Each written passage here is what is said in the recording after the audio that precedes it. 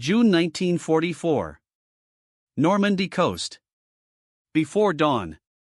The English Channel was almost invisible beneath a blanket of low clouds.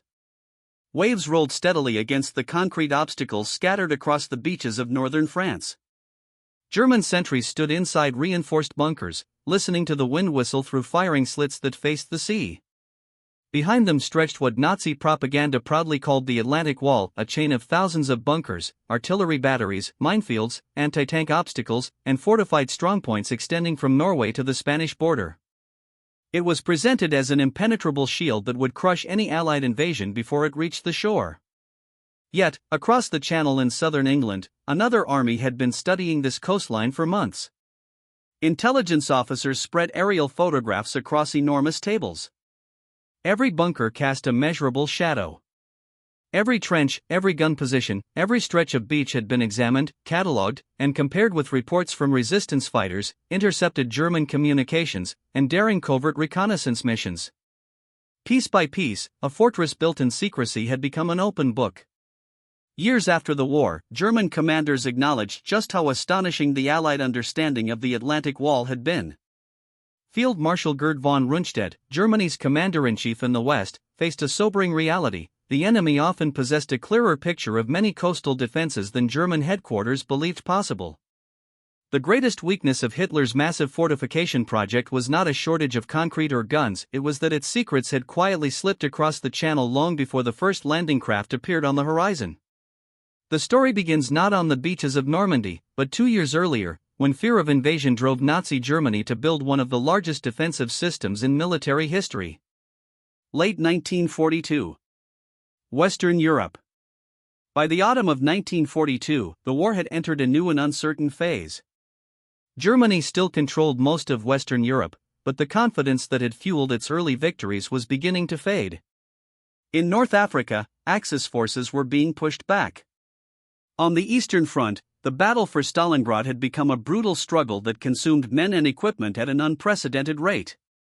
Across the English Channel, Britain had survived the Blitz and had transformed itself into a vast military base. Meanwhile, the United States was pouring troops, aircraft, ships, and supplies into Britain every month. It was becoming increasingly clear that the Western Allies would eventually attempt to return to mainland Europe. For Adolf Hitler, the question was not if an invasion would come, but where. The coastline under German control stretched for nearly 5,000 kilometers, from the frozen fjords of Norway to the rocky shores of southwestern France. Every beach, harbor, estuary, and cliff represented a potential landing point. Defending such an enormous coastline with limited manpower was an almost impossible task. To solve the problem, Hitler ordered the construction of what propaganda soon celebrated as the Atlantic Wall. It was not a single continuous wall, despite the name. Instead, it was an immense network of defensive positions built to slow, disrupt, and ultimately destroy any invasion force before it could establish a foothold. The responsibility for much of the construction fell to Organisation Todt, the massive engineering organization that had already built roads, military installations, and fortifications across occupied Europe. Thousands of engineers supervised hundreds of thousands of laborers. Many were forced workers brought from occupied territories, prisoners of war, or civilians compelled to work under harsh conditions. Concrete became the defining material of the Atlantic Wall. Huge bunkers with walls several meters thick were designed to withstand naval bombardment. Coastal artillery batteries were positioned to fire on enemy ships long before they reached shore. Observation towers overlooked beaches and sea lanes. Underground ammunition stores, command posts, communication tunnels, radar stations, and machine gun nests appeared along the coast in growing numbers. The beaches themselves became weapons. Engineers planted extensive minefields. Steel obstacles known as Czech hedgehogs were placed to stop tanks. Massive wooden stakes, often tipped with explosives, were driven into the sand to destroy landing craft at high tide. Belgian gates, heavy steel barriers originally designed as anti-tank obstacles, were positioned to block vehicles. In low-lying areas, fields were deliberately flooded, turning the countryside into marshland where airborne troops would struggle to land and move. Every improvement reflected Germany's expectation that the Allies would eventually launch the largest amphibious invasion in history. Yet beneath this impressive appearance, the Atlantic Wall had serious limitations. Construction progressed unevenly across Europe. Some sectors contained heavily reinforced concrete fortresses capable of resisting prolonged attacks. Others relied on hastily dug trenches, wooden bunkers, or outdated weapons captured from conquered nations. Equipment shortages, transportation problems, and competing demands from the Eastern Front meant that resources rarely arrived where commanders wanted them. Many coastal divisions were also far from elite. Some consisted of older soldiers considered unfit for frontline service. Others included troops recovering from wounds, recruits with limited combat experience, or formations composed largely of conscripts from occupied territories serving under German command. While many officers were experienced veterans, the quality of units defending different stretches of coast varied enormously. The German High Command understood these weaknesses, but there was little agreement on how to compensate for them. Field Marshal Gerd von Rundstedt, appointed Commander-in-Chief West, believed that the coastline was simply too vast to defend everywhere equally. His experience on the Eastern Front had convinced him that any invasion should first be identified, then crushed by powerful mobile armored reserves once its main landing area became clear. Another senior commander would soon challenge that view. Field Marshal Erwin Rommel, famous for his campaigns in North Africa, inspected the Atlantic Wall during 1943 and reached a dramatically different conclusion. After witnessing overwhelming Allied air superiority in the Mediterranean, Rommel believed German armored divisions would never be able to move freely once an invasion began. Allied fighter bombers would attack every road, railway, and bridge during daylight hours. If we wait until they are ashore, he argued through reports and conferences, the battle will already be lost. His solution was simple but enormously demanding. Strengthen every possible landing beach. Lay millions more mines. Build more bunkers. Increase coastal artillery. Stop the invasion in the first hours, before Allied soldiers could move inland. The debate between Rundstedt and Rommel became one of the defining strategic disagreements before D-Day. Hitler never fully accepted either approach, instead creating a compromise that satisfied no one. Armored reserves were divided. Command authority became complicated. Critical decisions required approval from multiple headquarters, and in some cases from Hitler himself. While Germany argued over how to defend Western Europe, another battle was unfolding silently across the Channel.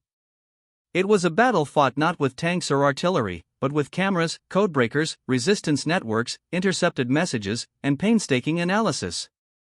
Long before the first landing craft approached Normandy, Allied intelligence officers were assembling a remarkably detailed picture of the Atlantic Wall, one photograph, one report, and one secret at a time.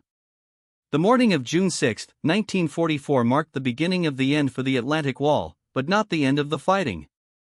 By nightfall, the Allies had secured fragile footholds on all 5 invasion beaches.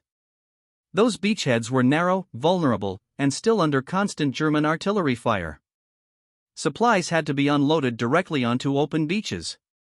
Casualties continued to mount, and many units remained separated from their planned objectives.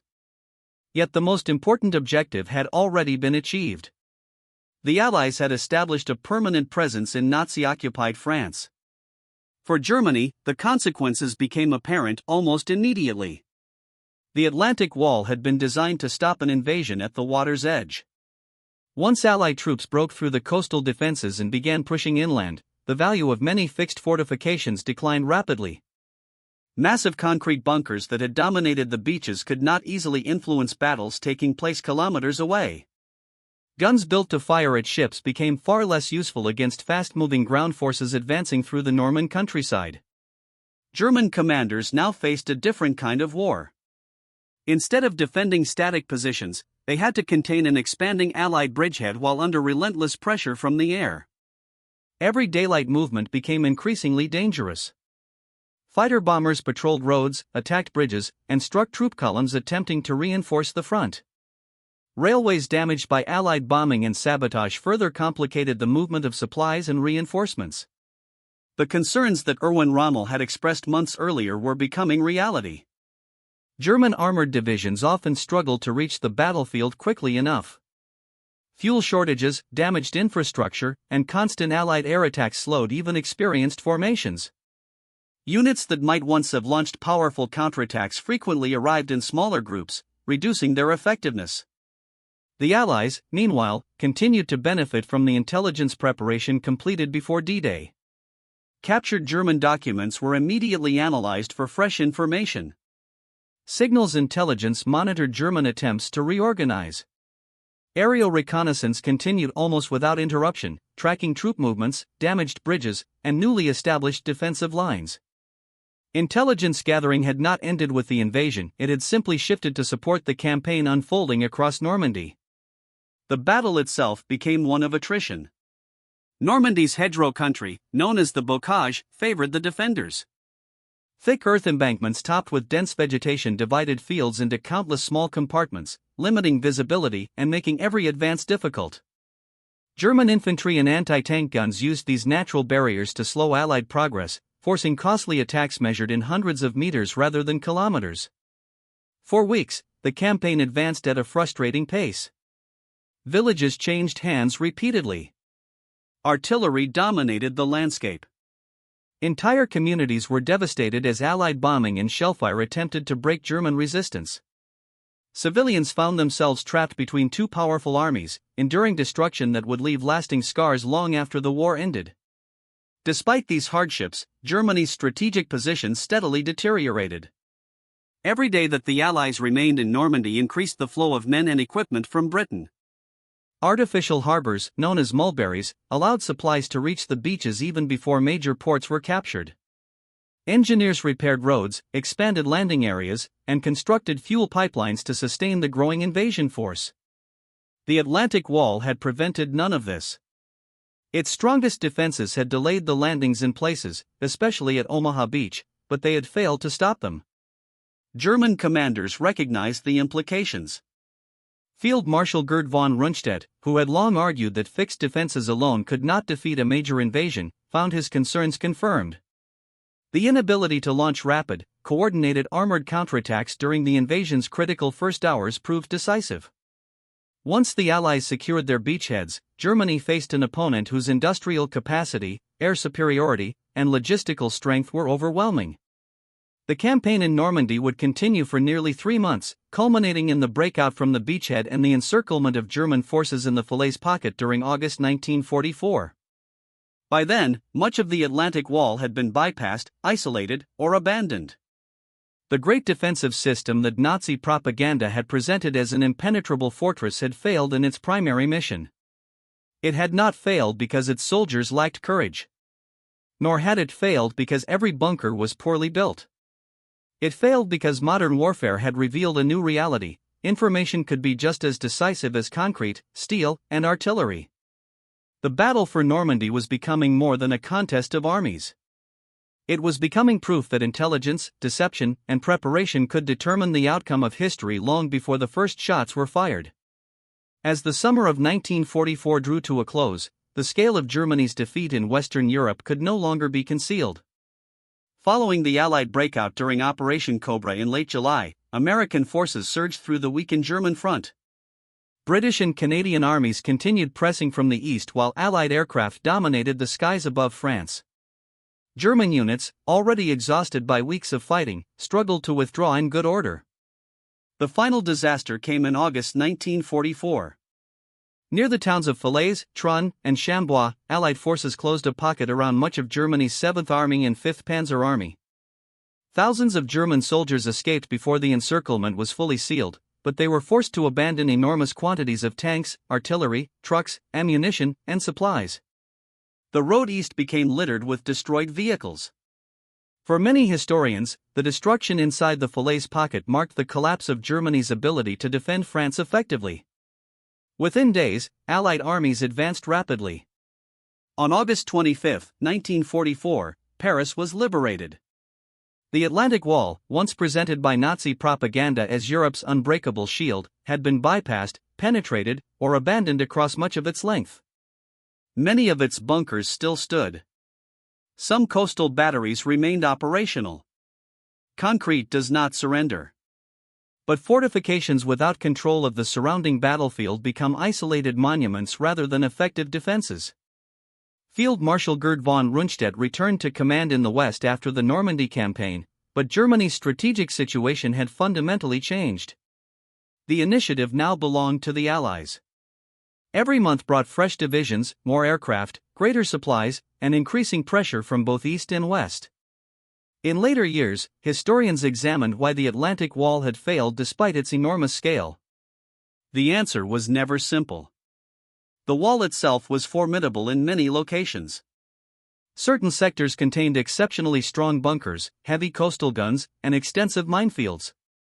At Omaha Beach, these defenses inflicted severe casualties and nearly disrupted the American landing. Individual German units fought with remarkable determination under overwhelming conditions. Yet the Atlantic Wall had been designed around assumptions that no longer reflected the realities of modern warfare. Its builders expected the greatest threat to come from ships approaching the coast. Instead, the Allies attacked with an integrated system of intelligence, air power, naval fire support, airborne operations, specialized engineering vehicles, resistance sabotage, and carefully coordinated logistics. No single bunker could stop that combination. Perhaps the most enduring lesson involved intelligence itself. The Allies did not succeed because they possessed one miraculous source of information. There was no single photograph, intercepted message, or resistance report that revealed every German secret. Success came through combination. Aerial reconnaissance confirmed resistance observations. Resistance reports explained changes visible in photographs. Ultra-decrypts identified unit movements. Captured documents filled remaining gaps. Covert beach surveys provided scientific detail that maps alone could never reveal. Each source had weaknesses. Together, they became extraordinarily powerful. Modern military historians often describe this as intelligence fusion, the process of combining multiple independent sources to produce a far more accurate understanding than any single source could provide. Operation Overlord became one of history's clearest demonstrations of that principle. The German High Command also paid a heavy price for flawed intelligence. Operation Fortitude convinced many senior leaders that the Pas-de-Calais remained the true invasion objective even after Allied troops had landed in Normandy. This belief delayed critical decisions and kept valuable armored formations away from the decisive battlefield during the invasion's most important hours. It was one of the greatest strategic deceptions ever achieved. Looking back, historians have also been careful when discussing statements attributed to German commanders after the war. Field Marshal Gerd von Rundstedt acknowledged the remarkable effectiveness of Allied intelligence and preparation, while other German officers similarly recognized how accurately the Allies had identified many coastal defenses before D-Day. These observations reflected the extraordinary quality of Allied reconnaissance rather than a literal admission that German commanders knew less than the enemy about every aspect of their own fortifications. That distinction matters. History often becomes more dramatic through exaggeration. The documented reality is impressive enough. The Allies assembled one of the most comprehensive intelligence pictures ever created for a military operation, and they successfully concealed many of their own intentions at the same time. It was an achievement measured not in headlines, but in thousands of photographs, coded messages, resistance reports, engineering surveys, and patient analysis carried out over many months.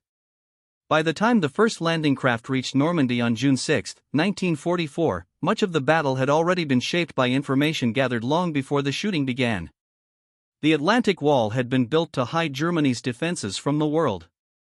Instead, it became one of the most carefully studied military systems of the Second World War. And that transformation would permanently change how nations prepared for war in the decades that followed. Only one question remained. What does the story of the Atlantic Wall still teach us today, not about concrete or bunkers, but about the enduring power of knowledge over force?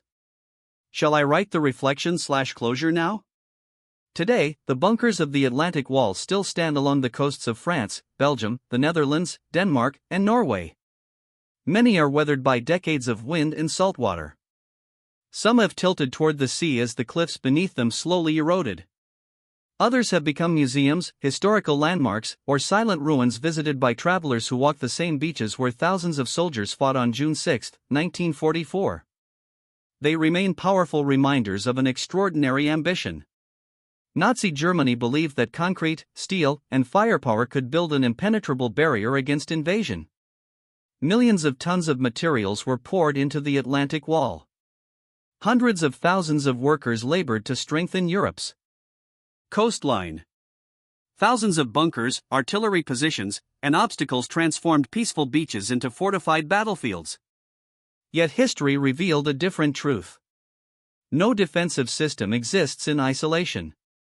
A fortress can be reinforced with thicker walls. Its guns can fire farther. Its minefields can become denser. But if an opponent understands how that fortress is built, where its weaknesses lie, how its defenders communicate, and how its commanders think, then even the strongest wall begins to lose its advantage. That is the lasting lesson of the Atlantic Wall. The Allied victory in Normandy was not the result of courage alone, though courage was everywhere. It was not achieved through overwhelming industrial power alone, though factories across Britain, the United States, and Canada made the invasion possible. It was the product of years of preparation, of reconnaissance pilots risking lonely flights over occupied Europe, of French resistance members recording enemy movements under constant threat of execution, of codebreakers working in secrecy at Bletchley Park, of scientists analyzing sand samples, and of intelligence officers patiently assembling thousands of seemingly insignificant details into a single, coherent picture. Every photograph mattered. Every intercepted message mattered. Every report carried across occupied France mattered. By the time Allied troops landed in Normandy, the Atlantic Wall had already been challenged in a way its architects had never fully anticipated. It was not simply attacked by armies, it was understood. For Field Marshal Gerd von Rundstedt and the German commanders responsible for defending Western Europe, that realization was profound. They faced an enemy that had combined observation, deception, science, and planning on an unprecedented scale. The battle demonstrated that information could shape events long before the first artillery shell was fired or the first landing craft touched the shore. Modern militaries continue to study Operation Overlord for this very reason. Its greatest innovation was not a single weapon or battlefield tactic. It was the integration of intelligence into every level of planning and decision-making. The Atlantic Wall was one of the largest fortification projects in history. Its greatest weakness was never a crack in its concrete. It was the quiet, relentless flow of information that crossed the English Channel long before the invasion itself. And as the waves continue to break against the beaches of Normandy, they remind us that in war, the strongest walls are not